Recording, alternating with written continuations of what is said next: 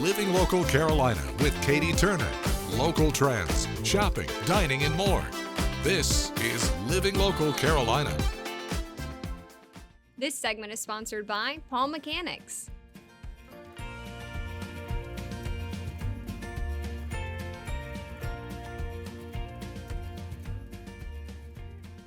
Well, good morning and thanks for joining us today again on Living Local Carolina. Today I'm joined again by Matt Dix. How are you doing? I'm doing well. How are you? I'm doing great. Now, you're the owner of Palm Mechanics and you're working on a job today.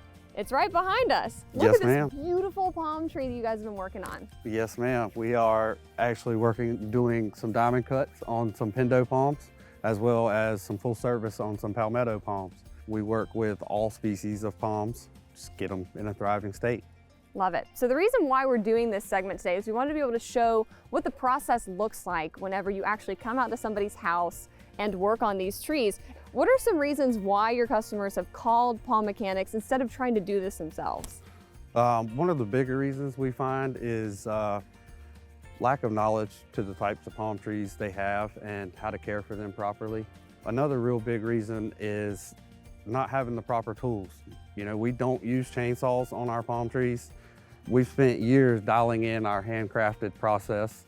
Another big reason is ladders. You know, some of these trees can get pretty tall and sketchy. Not to mention the amount of debris that come off of these trees. Transportation issues, no way to really haul this stuff away. Any of those reasons, we're here to help.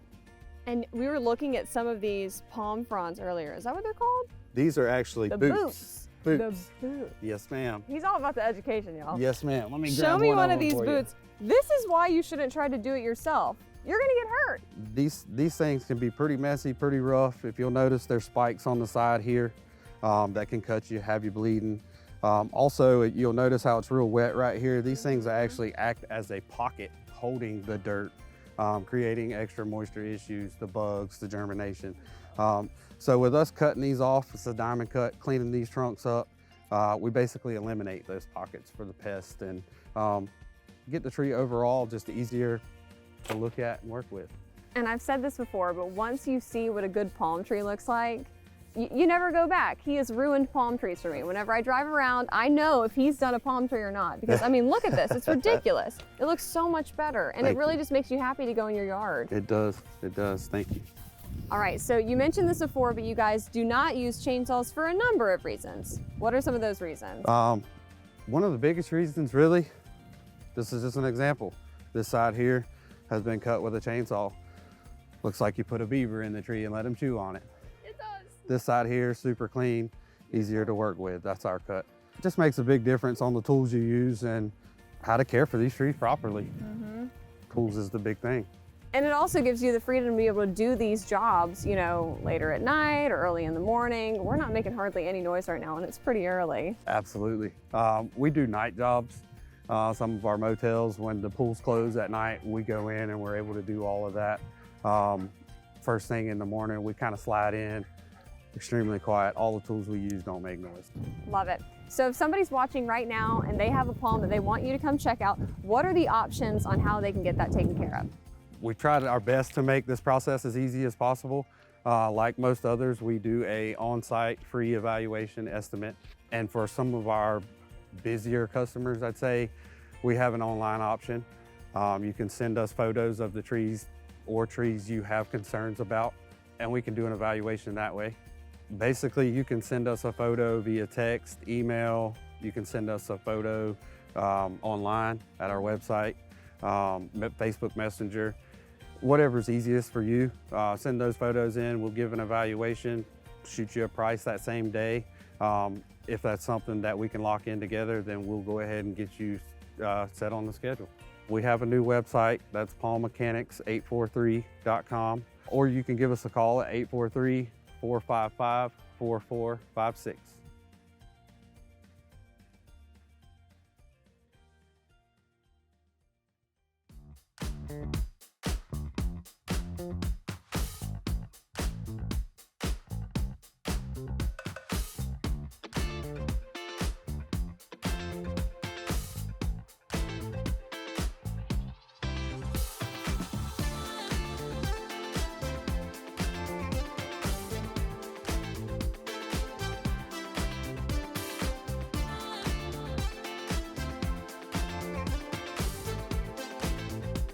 We'll be back right after this break with more Living Local Carolina.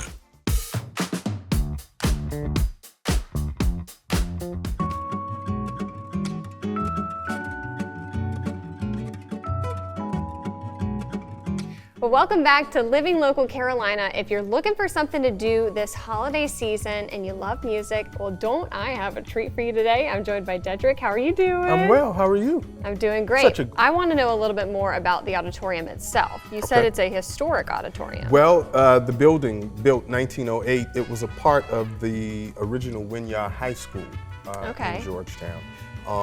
That high school burned, and subsequently, well, it was already in place, a plan to create Georgetown, which was a merger of Howard High School and Wynyard. There were some folk who were from town, led by, Miss Cribb, who was a secretary at Wynyard High School, and a band of folk got together to save the auditorium, turned it into a nonprofit, and all these years later, we are now putting on live musical performances and open as a hub to the community. That's fantastic. Thank you. And people can enjoy it for years to come, too. People can enjoy it. We work to preserve the building, number one, and then to bring live musical performances that can foster cultural arts in our community. Cool. Anything in store that you can tell me about 2024? We're planning a great 2024, but what you can do is stay up with us on all of our social media platforms, Facebook, Instagram, and check our website, wynyardauditorium.org. Perfect. Is there anything else that I need to know? Well, we would like for as many people that is able to attend our shows. And as I tell the folk that do attend, probably one of the best things you can do is talk up your experience at the Wynyard Auditorium so that it can get other people involved. Music heals the soul, it touches the soul. So we offer something for everyone, and we hope that everyone can come and enjoy what they get. Doesn't get better than that? I hope not. Thank you for your time. Thank you.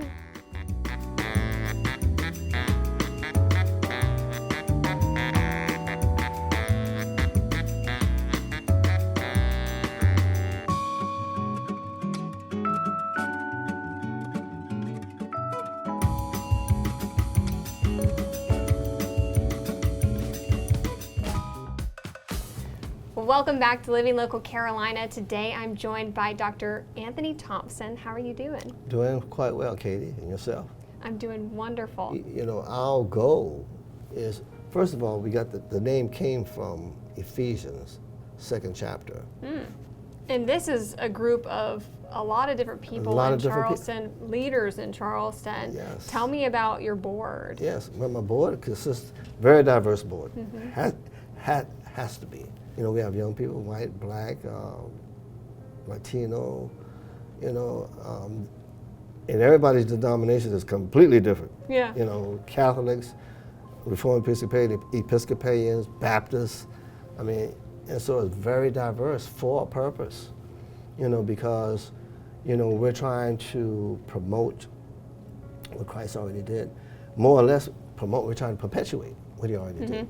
And that is by the grace of God to encourage people through acts of forgiveness, repentance, and reconciliation, okay, to destroy those barriers that divide us, that hostility that divide us.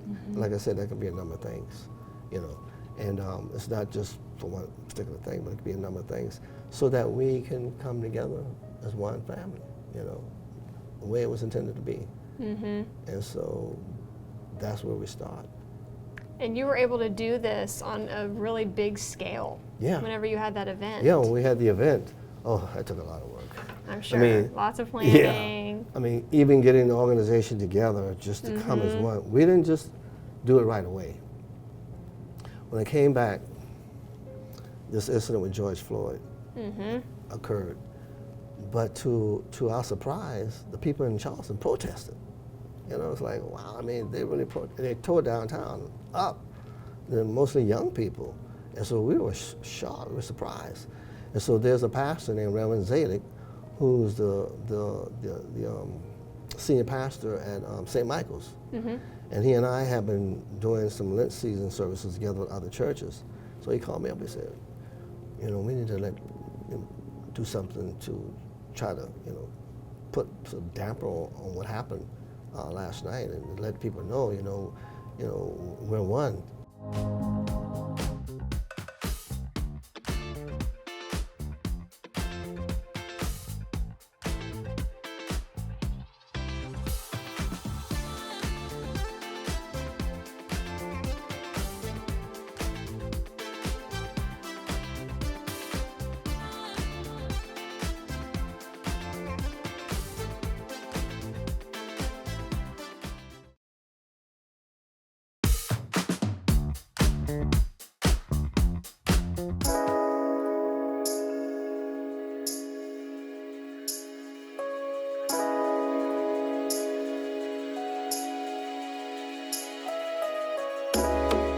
Well, I am in Jeep heaven today. I'm joined by my new friends, including Jody Lynn, who is from the Dirty Myrtle Jeepers. Yes. How are you doing? I'm doing great. How are you today? I'm doing wonderful. Why don't you help me introduce these other lovely ladies we have right here? Absolutely. This is Mary Ellen Pelton, and she is with the Carolina Coast Jeep Club. And this is one of her admins, Megan Galpin.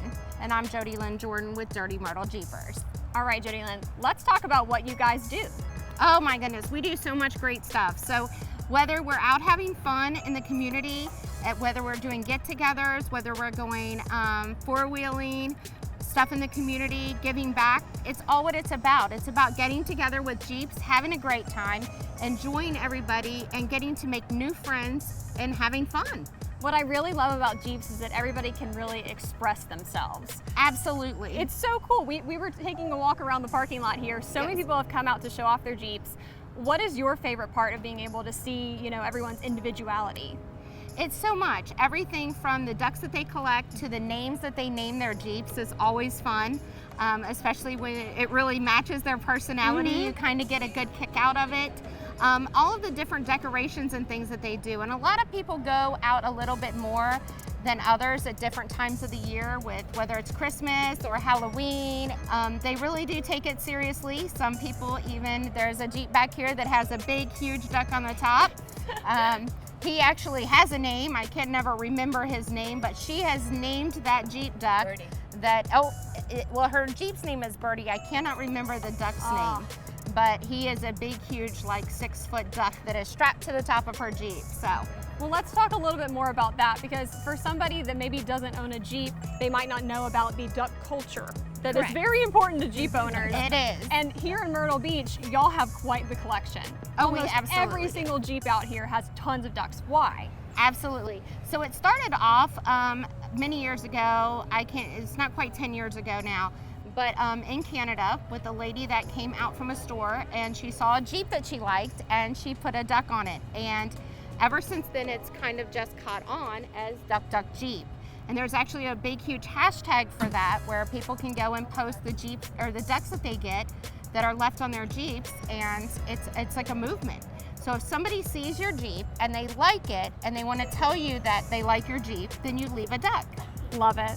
I mean, That's how so can much fun. that not make your day? Oh, it absolutely does. And they're very, very unique ducks as well. Absolutely, they're very different. And it's kind of strange to see some of the ones that are so different, because you don't even know where they get them from, that they're so unique and so different. And people actually really look for the more unique ducks, and that's what they buy.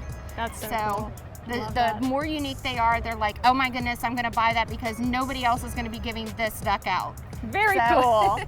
Well, for somebody, so you guys, I'm sure, have people who are more novice Jeep owners as well as veterans, people who've had Jeeps for 20 plus years. Correct. What does the process look like to join one of these clubs and start hanging out with y'all? Absolutely. So we are on Facebook under Dirty Myrtle Jeepers, and they are also on Facebook under the Carolina Coast Jeep Club. So you can just send us a request to join our group. Most of us have a couple of questions that you have to answer that says that you have a Jeep. It doesn't matter whether it's a Jeep Wrangler or a Gladiator. You can have any kind of Jeep. And then at that point, you'll go ahead and come into our group. But we always have lots of events planned. We plan events constantly. Yeah.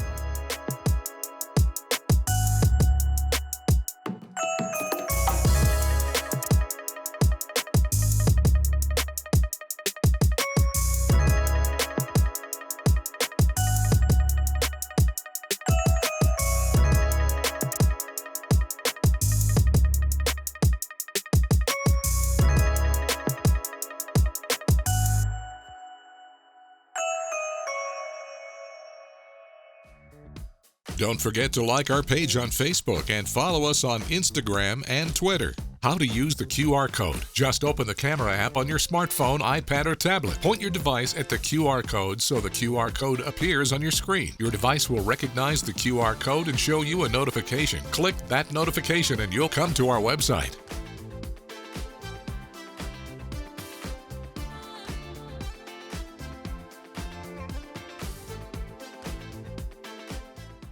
Living Local Carolina, weekday mornings at 9:30 on WBTW.